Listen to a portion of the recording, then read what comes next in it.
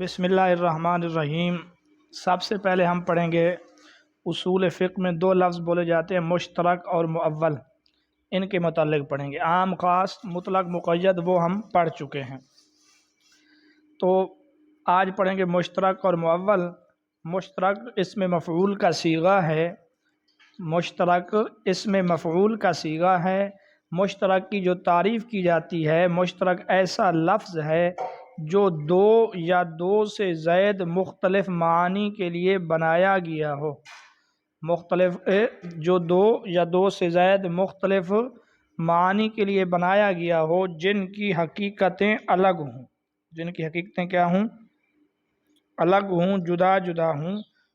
مثلا آپ مثال سے سمجھ جائیں گے، عربی زبان میں ایک لفظ ہے جس کو کہتے ہیں سفینۃن۔ سفینہ اس کا معنی کشتی بھی ہے، سفینہ کا معنی جاری چیز بھی ہے۔ اسی طرح ایک اور لفظ ہے المشتری۔ مشتری خریدار کو بھی کہتے ہیں، اور مشتری ایک ستارے کا نام بھی ہے، تو مشتری لفظ دونوں کے درمیان مشترک ہے۔ اسی طرح جاریتن، جاریہ کا لفظ یہ باندی کو بھی کہتے ہیں، اور جاریہ کا لفظ کشتی کو بھی کہتے ہیں، جی ٹھیک ہے، قرآن مجید میں استعمال ہوا ہے۔ اسی طرح عینن، عین کا لفظ چشمے کے لیے بھی بولا جاتا ہے، عین کا لفظ آنکھ کے لیے بھی بولا جاتا ہے، عین کا لفظ گھٹنے کے لیے بھی بولا جاتا ہے، تو یہ تمام الفاظ مشترک ہیں۔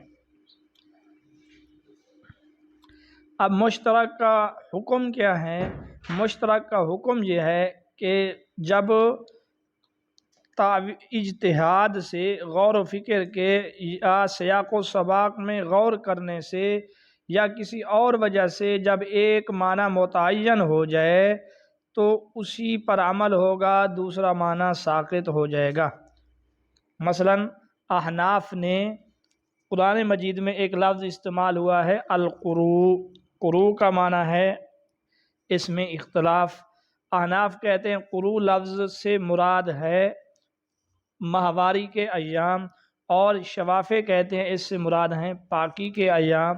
اب ہم نے اس کو ماہواری کے ایام پہ معمول کر کے دوسرے معنی کو ساقط کر دیا، اور شوافے نے دوسرے معنی پر عمل کر کے ماہواری والے معنی کو کیا کر دیا ہے؟ ساقط کر دیا ہے۔ یہ بات سمجھ آ گئی؟ تو آگے چلتا ہوں۔ مشترک کے ساتھ جو دوسرا لفظ بولا جاتا ہے وہ ہے مؤول۔ یہ مؤول نہیں ہے، لفظ مؤول نہیں ہے، مؤول نہیں ہے، مؤول ہے۔ اس کا معنی ہے اول یؤول، تعویل کا معنی وہی ہے لوٹنا، رجوع کرنا۔ مؤول کا اصطلاحی معنی جب مشترک کے معنی میں سے کسی ایک معنی کو غالب بنیاد پر، غالب رائے پر، اپنے سوچ کے مطابق آپ ترجیح دے دیں تو وہی مشترک اب مؤول بن جاتا ہے، ٹھیک ہے۔ مشترک کے الفاظ میں ایک لفظ، ایک معنی کو غالب رائے کی بنیاد پر، اجتہاد کی بنیاد پر، سوچ و بچار کی بنیاد پر جب ترجیح دے دی جائے تو اس کو مؤول کہتے ہیں۔ مؤول کا حکم یہ ہے کہ مؤول پر عمل کرنا ضروری ہے، لیکن احتمال باقی ہے کہ غلطی ہو، ٹھیک ہے۔ تو یوں آپ لکھیں گے پیپر میں، اس میں خطا کے احتمال کے باوجود عمل واجب ہے۔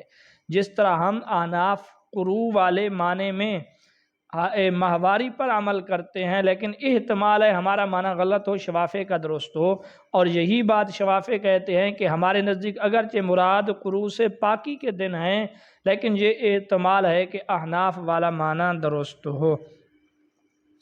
اس کی ایک آپ دنیاوی مثال یوں بھی سمجھیں کہ جب لوگ لین دین کرتے ہیں، ایک کہتا ہے میں نے یہ چیز بیچ دی ہے، دوسرا کہتا ہے میں نے 10 روپے میں اس کو خرید لیا ہے، تو اب یہ 10 روپیہ پہلے مشترک ہے، انڈیا کے روپیہ کو بھی بولتے ہیں، پاکستان کا بھی اور بھی، لیکن جب اس نے وہاں کے حالات کو دیکھتے ہوئے، وہاں جو منڈی میں سودا جس پیسے کے ساتھ ہوتا ہے اس کو دیکھتے ہوئے اس کو 10 روپے پاکستانی دے دیے، تو یہ مؤول بن گیا ہے۔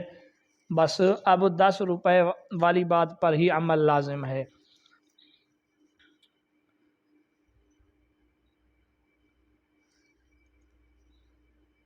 یہ بات سمجھ آ گئی؟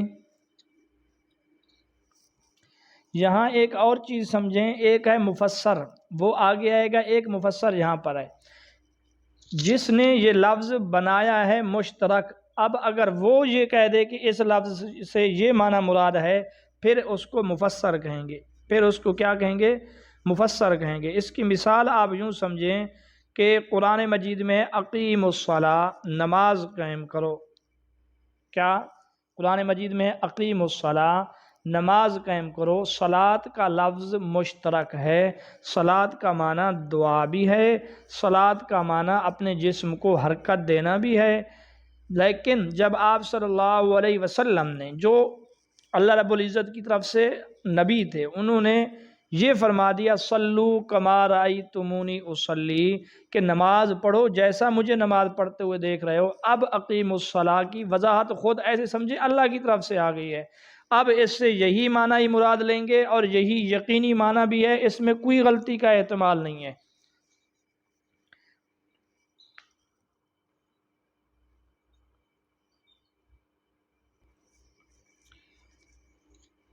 اسی طرح دو لفظ ہیں حقیقت اور مجاز۔ حقیقت کی کیا تعریف ہے، مجاز کی کیا تعریف ہے؟ تو حقیقت کہتے ہیں لفظ بنانے والے نے جس معنی کے لیے لفظ کو بنایا ہے، اب اگر لفظ اسی معنی میں استعمال ہو اس کو حقیقت کہتے ہیں، اگر وہ لفظ اس معنی میں استعمال نہ ہو جس معنی کے لیے لفظ بنانے والے نے اس کو بنایا ہے، تو اس کو مجاز کہتے ہیں۔ حقیقت کا لغوی معنی ہے ثابت ہونا، پختہ ہونا، پکا ہونا۔ چونکہ جب تک لفظ اپنے اصلی معنی میں ہے، ثابت بھی ہے، پختہ بھی ہے، پکا بھی ہے۔ اور مجاز کا لغوی معنی ہے تجاوز کرنا، چونکہ مجاز کی صورت میں لفظ اپنے اصلی معنی سے، حقیقی معنی سے تجاوز کر چکا ہوتا ہے، حد سے بڑھ چکا ہوتا ہے، اس وجہ سے اس کو مجاز کہتے ہیں۔ آسان مثال ہے، جس طرح اسدن یہ بنایا گیا 4 پاؤں والے جانور کے لیے جو بہادر ہے، جس کے ساتھ دم بھی ہے، جس کو ہم شیر کہتے ہیں۔ لیکن اگر یہی لفظ بہادری کی وجہ سے زید، عمر، بکر وغیرہ کے لیے کہا جائے تو اس کو کہیں گے مجاز۔ جب یہی لفظ اسی جنگل کے بادشاہ شیر کے لیے استعمال کیا جائے تو اس کو کہیں گے حقیقت۔ اچھا، حقیقت کی مختلف اعتبار سے کئی قسمیں ہیں۔ ایک ہے حقیقت لغوی۔ حقیقت لغوی کا معنی یہ ہے کہ لغوی اعتبار سے ایک لفظ کسی کے لیے بولا جائے۔ مثلا لغوی اعتبار سے لفظ بنانے والے نے انسان کا لفظ بولا ہے ایسے حیوان کے لیے جو کلام کرتا ہے، جس کو ہم کہتے ہیں حیوان ناطق، جس کو ہم کیا کہتے ہیں؟ حیوان ناطق۔ اب انسان لغوی اعتبار سے حیوان ناطق ہے، یعنی بولنے والا حیوان ہے، خواہ ان میں سے کوئی گونگا ہو، کوئی بچہ ہو، لیکن وہ لغوی اعتبار سے انسان ہی کہلائے گا، کیونکہ انسان کا لفظ بنانے والے نے بنایا ہی اسی کے لیے۔ دوسرا ہے حقیقت شرعی۔ حقیقت شرعی اس کو کہتے ہیں کہ شریعت نے، یعنی شریعت نے کسی لفظ کو بطور اصطلاح کسی چیز کے لیے استعمال کیا ہو تو اس وقت وہ حقیقت شرعی بن جاتی ہے، وہاں لغت وغیرہ کو نہیں دیکھتے۔ جیسا کہ صلاۃ کا لفظ ہے، لغوی معنی میں نے پہلے بتایا دعا ہے یا دیگر ہیں، لیکن شریعت میں صلاۃ کا لفظ استعمال ہوتا ہے نماز کے لیے۔ اب ہم یہ کہیں گے شریعت میں صلاۃ نماز کے لیے حقیقی معنی میں ہے، کوئی مجازی معنی میں نہیں ہے۔ اسی طرح ایک ہے حقیقت عرفی، یعنی ایک عرف والے کسی چیز کا ایک نام رکھ دیں تو وہ بھی حقیقت بن جاتی ہے۔ مثلا دابتن، دابا کا لغوی معنی جو ہے، دابا کا جو اصلی معنی ہے وہ ہے ہر چلنے پھرنے والا جاندار، ہر چلنے پھرنے والا جاندار۔ اس میں کیڑے مکوڑے، حشرات، انسان وغیرہ سب کچھ شامل ہیں، لیکن عرف عام میں، معاشرے میں، ماحول میں دابا کا لفظ جانور کے لیے بولا جاتا ہے۔ اب یہ حقیقت عرفی ہے، ٹھیک ہے۔ آگے یہ بات سمجھ تو آگے چلتا ہوں۔ جی سر، سمجھ گیا جی۔ حقیقت اور مجاز کا حکم کیا ہے؟ حقیقت اور مجاز کا حکم یہ ہے دونوں ایک ہی حالت میں ایک ہی لفظ سے یک بارگی مراد نہیں لیے جا سکتے۔ ایسا نہیں ہو سکتا ایک ہی لفظ ہو، ایک ہی وقت میں اس سے حقیقی معنی بھی مراد ہو، اس سے مجازی معنی بھی مراد ہو، ایسے نہیں ہوگا، یا حقیقی معنی یا مجازی معنی۔ یہ ہم کہتے ہیں، ہاں امام شافعی رحمۃ اللہ علیہ فرماتے ہیں ایسا ممکن ہے کہ ایک ہی لفظ سے ایک ہی وقت میں مجازی اور حقیقی معنی مراد ہو۔ ٹھیک، احناف کی دلیل سمجھنے کے لیے بہت آسان ہے، ہم کہتے ہیں مجاز جو ہے نا خلیفہ ہے حقیقت کا، جب تک اصل ہے خلیفے کی ضرورت نہیں ہے، نیب کی ضرورت نہیں ہے۔ جب مثلا جس طرح آدمی وضو کرنے پر قادر ہے اس کے لیے تیمم کی گنجائش نہیں ہے۔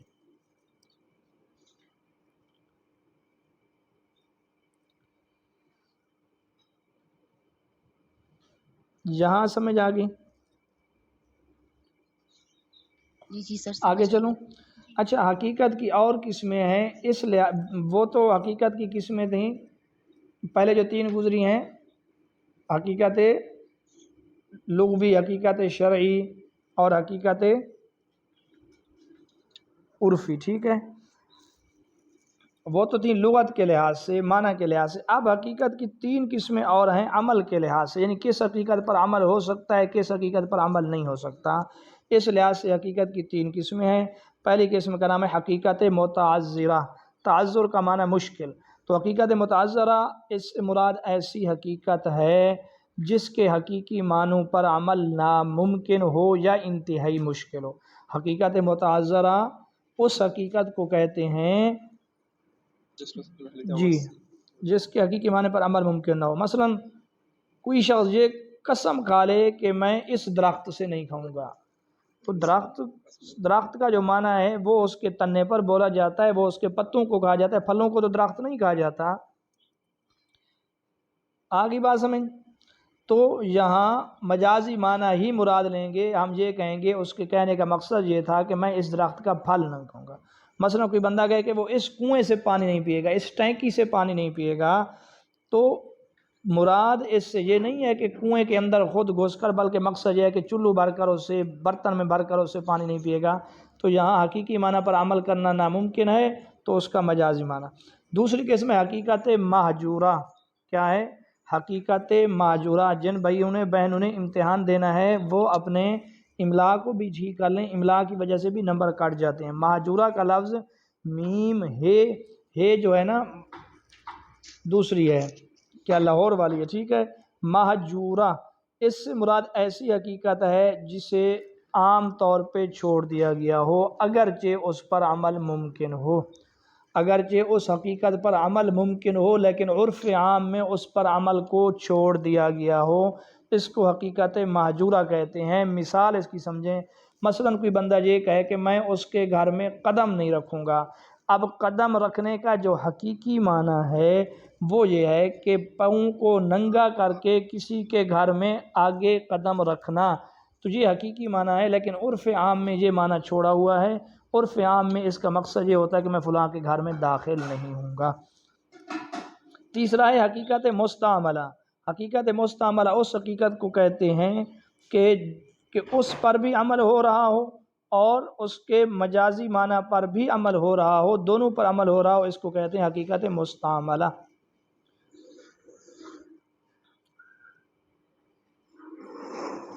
یہاں تک بات سمجھ آ گئی تو آگے چلتا ہوں۔ حقیقت مستعملہ کی مثال سمجھ لیں، کوئی بندہ یہ کہتا ہے کہ وہ گندم نہیں کھائے گا، کوئی بندہ یہ کہہ دے کہ وہ گندم سے نہیں کھائے گا، اب اس کا یہ والا معنی بھی آج کل بھی اس پر عمل ہو رہا ہے کہ گندم بھون کر کھائے، گندم چبا کر، گندم جو ہے نا وہ ابال کر کھائے، اس پر بھی اس طرح عمل ہو رہا ہے۔ اسی طرح اس سے مراد یہ بھی ہے کہ گندم سے بنی ہوئی چیزیں، روٹی، پراٹھا، دیگر جو چیزیں ہیں وہ نہیں کھائے گا۔